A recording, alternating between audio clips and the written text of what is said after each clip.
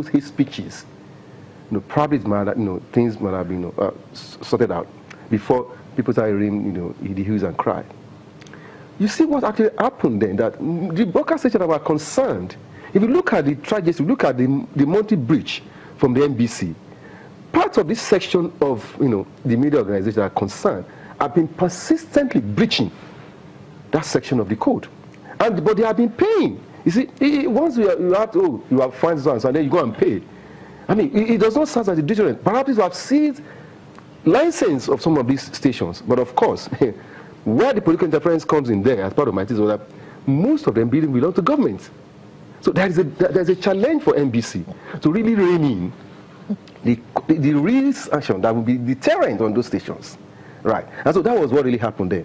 But with the new DG now, he also said it, because he also did a very good article feature on the role of NBC and the political interference then. The hate speeches and the rest. He did a very good analysis of it, the current DG of NBC.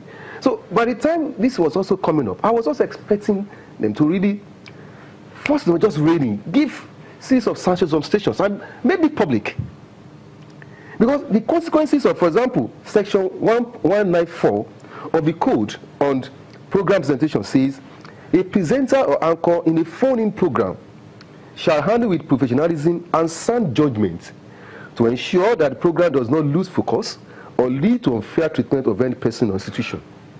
It is clear there, written there. The question, yes. If we're going by that, the question will now be, how do you find sound judgment?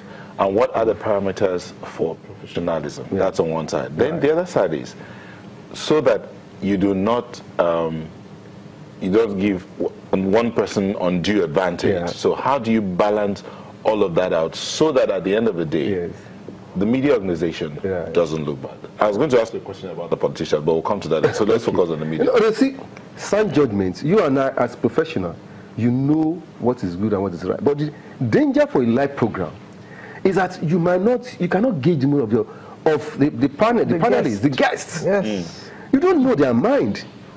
And so on your sound judgment is, first of all, pick the person you think will not run foul of the law, will not just exaggerate the situation, or is not going to make a statement that obviously you are going to question. And then in your mind, you say, what is wrong? What was this man saying? By the time he has said it, goodness me, it's gone.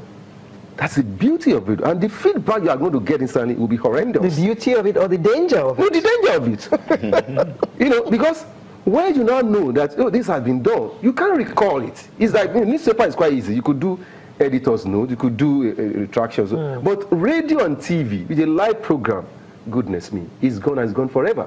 So you are going to battle with it. So for you, the first thing in sound judgment is to get the right person as your discussant. And when you throw in for a phone-in, you must also need to be careful. These are the rules of engagement. And when you call, the first statement you made in part of your sound judgment is to be extremely careful and watch it. Once it crosses the red line, cut it off immediately. And say, wait, gentlemen, this view does not represent, it is not the views of our station. It's also accepted, it's the view of the person that I made that comment. So that's where you're going to apply a sound judgment. Second, the professionalism, when you are going to get this thing out, you could also monitor some of these things as they're coming in. It's only here that if you have a problem gauging the mood. Well, they're going to say something when somebody is coming, even through. That's why tweets, something on Facebook, they are better managed than the live calling, the telephone calling. So how we're going to handle it will depend on the anchor, the person. He has to be knowledgeable about the topic, and he must not bring his own innuendos. He must not be his own passion into it. He has to be dispassionate. Facts are sacred, comments are free. That is the dictum in the media. But if you allow the personal interest to come in, you're going to run into serious problem.